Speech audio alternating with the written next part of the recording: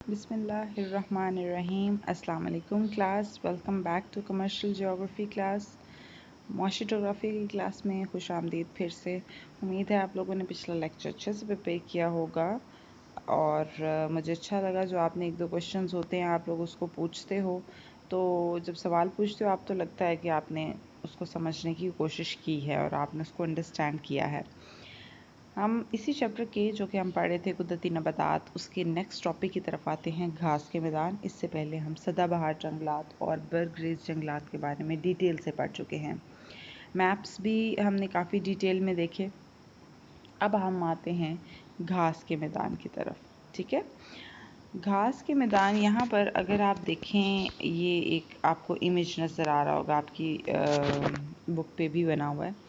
ये खतूत अर्ज बल्ज जो हैं उनकी सिमत में, उनके पैरेलल जो हैं, ख़त इस्तिवा के साथ साथ आप शुमाल और जुनूब की तरफ जाएं तो वहाँ पर उसके कुछ बेल्ट्स बना दिए हैं, जोन बना दिए हैं कि यहाँ से लेके इतना ख़ित्ता, जैसे यहाँ पर लिखा हुआ है 0 डिग्री से लेके 30 डिग्री शुमाल की तरफ और जुनूब की तरफ जो है वो है मुंतका हारा का इलाका।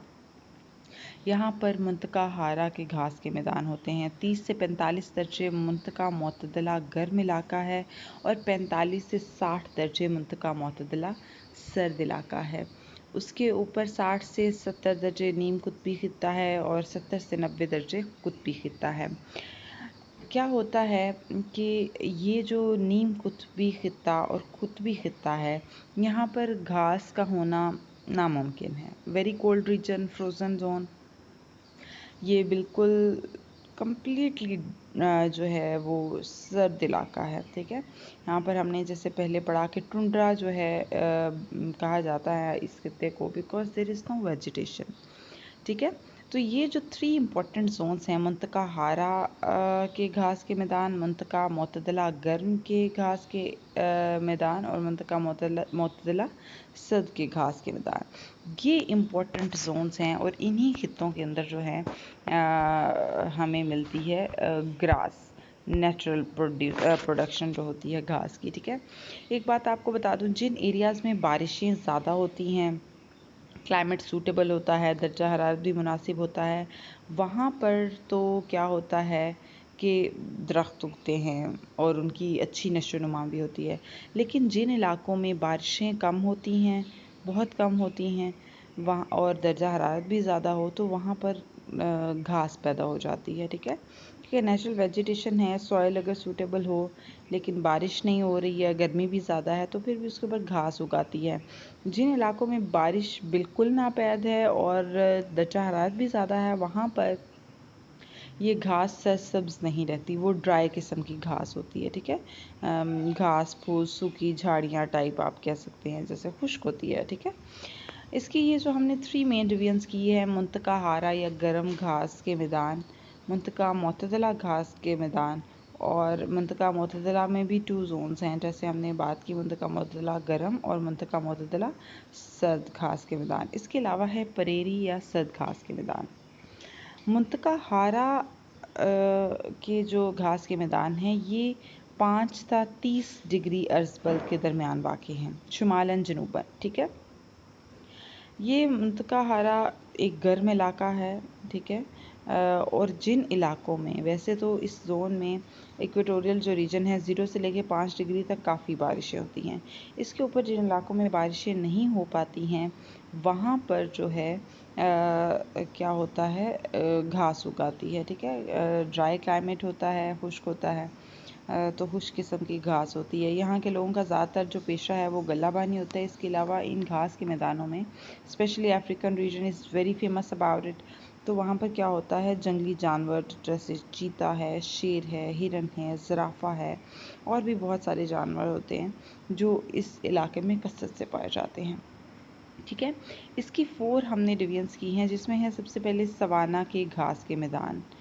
ये घास के मैदान अफ्रीका में पाए जाते हैं। ठीक है, सूडानी खित्ता है, सूडानी क्लाइमेट जोन है एक। ठीक है, आबो हवा का एक मखसूस खित्ता है जिसमें Sudan, Kenya, Nigeria, Ethiopia, Uganda, Angola, ये वो ममालिक हैं कि इन इलाकों में सवाना के घास के मैदान पाए जाते हैं। ठीक है, इन इलाकों में, इन मैदानों में उगने वाली घास 5 से 10 फीट तक भी लंबी हो जाती है। ठीक है, 10 फीट छोटी नहीं होती है, हाइट काफ़ी होती है घास के लिहाज से। ठीक है, उसके बाद आ जाते हैं जी कंपोस्ट के घास के मैदान।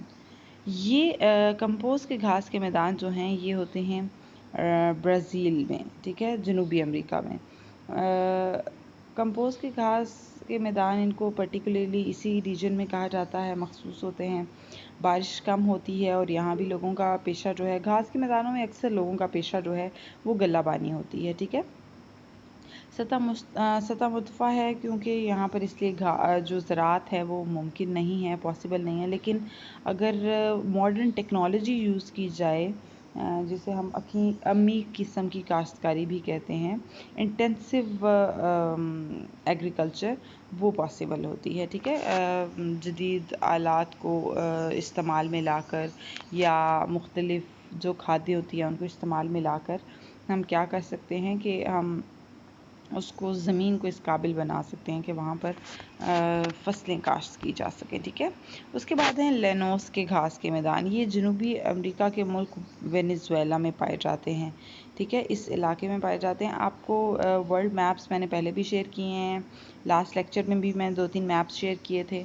आप मैप पे देखें तो आपको ये सारे कंट्रीज़ जो हैं अलग से नेम्स नज़र आ जाएंगे। इसके अलावा मैं पिक्चर भी आपको फर्दर जो है वो शेयर कर दूँगी वर्ल्ड मैप की एक दफ़ा फिर, ताकि आपको कन्फ्यूजन ना हो। ये कंट्रीज़ के नेम जब आप देखते हैं तो अक्सर बच्चों को कन्फ्यूजन हो जाती है। That's why I always say कि आप लोग मैप को याद ज़रूर करें। ठीक है, अच्छा जी, वापस टॉपिक पे आते हैं। लेनोस के घास के मैदान, बरआज़म जनूबी अमेरिका का मुल्क है वेनेजुएला। उस इलाके में जो है ये ब्राज़ील के बिल्कुल पास ही है। वहाँ पर लेनोस घास के मैदान पाए जाते हैं। लोगों का पेशा जो है वो गल्लाबानी है। जिन इलाकों में पानी मुयस्सर होता है, लाइक दरियाई पानी या ज़मीनी पानी, वहाँ पर खेती बाड़ी भी की जाती है। ठीक है, अहम फसलें जो हैं वो गंदम, कपास, मकई, ज्वार और बाजरा है इस इलाके की। इसके अलावा है नदर्न डाउन के घास के मैदान, क्वींसलैंड, ऑस्ट्रेलिया। ठीक है, ऑस्ट्रेलिया जो है वो क्वींसलैंड का एक पार्ट है। यहाँ पर जो घास के मैदान हैं उनको नदर्न डाउन के नाम से जाना जाता है। यहाँ गल्लाबानी और डेयरी फार्मिंग पूरी एक इंडस्ट्री है। ठीक है, इस खित्ते की जो ऊन है वो पूरी दुनिया में फेमस है। ठीक है, डेयरी फार्मिंग को उन्होंने एक पूरी इंडस्ट्री बना दिया हुआ है, बिकॉज क्लाइमेट सूटेबल है तो उन्होंने उसको डेवलप करके, उसको ग्रो करके एक इंडस्ट्री बना दी है। अच्छा जी, आगे आते हैं मुतदल घास के मैदान या स्टेप के घास के मैदान भी इनको कहा जाता है। ठीक है, ये होते हैं 30 से 45 दर्जा शुमाल और जनूब में, अर्सपल शुमाल और जनूब।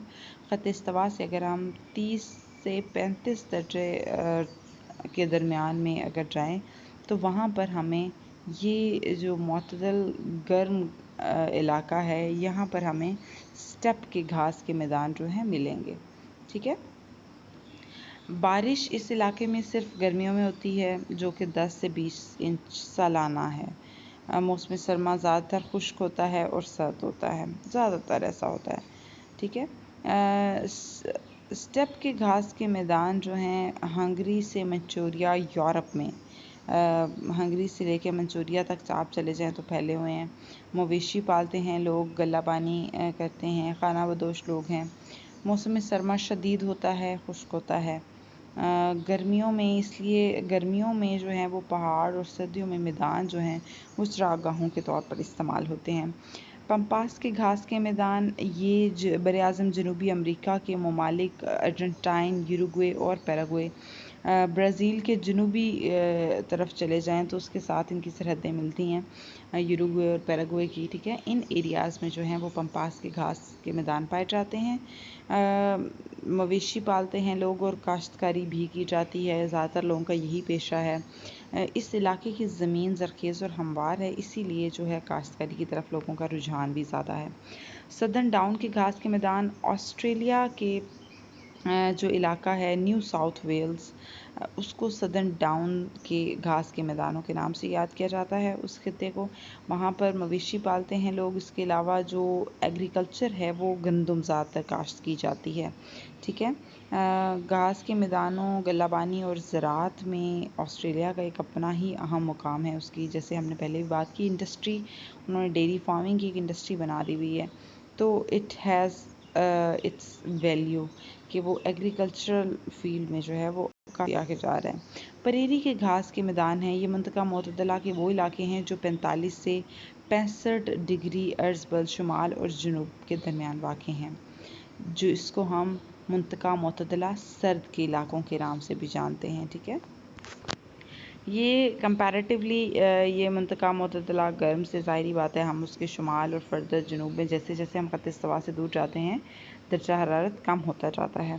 ठीक है, तो ये कनाडा और अमेरिका के वस्ती, शुमाली अमेरिका के वस्ती इलाकों में, यूएसए जिसे आप कहते हैं, उसके वस्ती इलाकों में पाए जाते हैं। इन इलाकों में रेड इंडियन लोग, पर्टिकुलरली इस रीजन के लोगों को कहा जाता है मखसूस तौर पर, तो उनका पेशा जो है वो गल्लाबानी है, सदियों से चला आ रहा है गल्लाबानी उनका पेशा।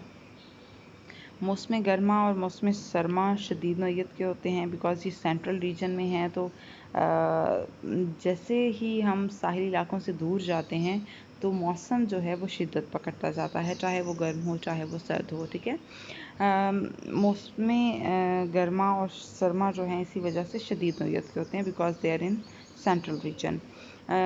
इसी इलाके को जदीद मशीनरी से काश्तकारी को बहुत ऊपर लेके जाया गया है।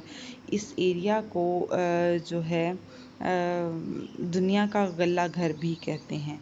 उसकी वजह क्या है कि मॉडर्न टेक्नोलॉजी को यूज़ करके वहाँ पर काश्तकारी को बहुत तरक्की दी गई है। अगर आपने कभी डिस्कवरी चैनल पे वो वीडियोस भी दिखाते हैं, अगर आपने कभी देखा हो, वो फसल बोने से लेकर उसको काटने तक और उसको मार्केट में डिफरेंट शक्ल में प्रोड्यूस करने तक, प्रोसेस करने तक सब कुछ ऑटोमेटिक है। ठीक है, मशीनरी सब कुछ करती है। वहाँ पर हम फसल जो है, हमारे यहाँ फसल कटती है, 10 आदमी जो हैं वो एक दिन में एक खेत की लेट्स सपोज 1 एकड़ जो ज़मीन है वहाँ से गंदम काटेंगे। तो वहाँ पर क्या होता है, वहाँ पर एक मशीन है जो एक दिन में 10-10, 20-20, 50-50 एकड़ जो है ज़मीन, वो वहाँ पर काश्तकारी भी करती है और फसल काट भी सकती है।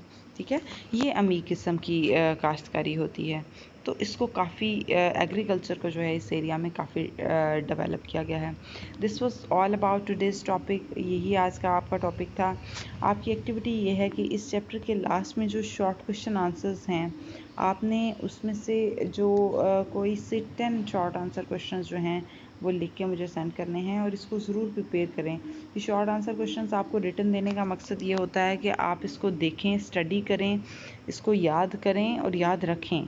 ठीक है, आपके एक तो ये नोट्स टाइप बन जाते हैं, आपके पास एक रहता है कि आपने रिवीजन करनी हो तो आपके पास इजीली अवेलेबल होगा, फर्स्ट हैंड आपको फ़ौरन नोट्स मिल जाएंगे ये। ठीक है, आज के लिए इतना ही, और ये एक्टिविटी ज़रूर कीजिएगा। मेरी तरफ से अल्लाह हाफ़िज़, फ़ी अमानिल्लाह।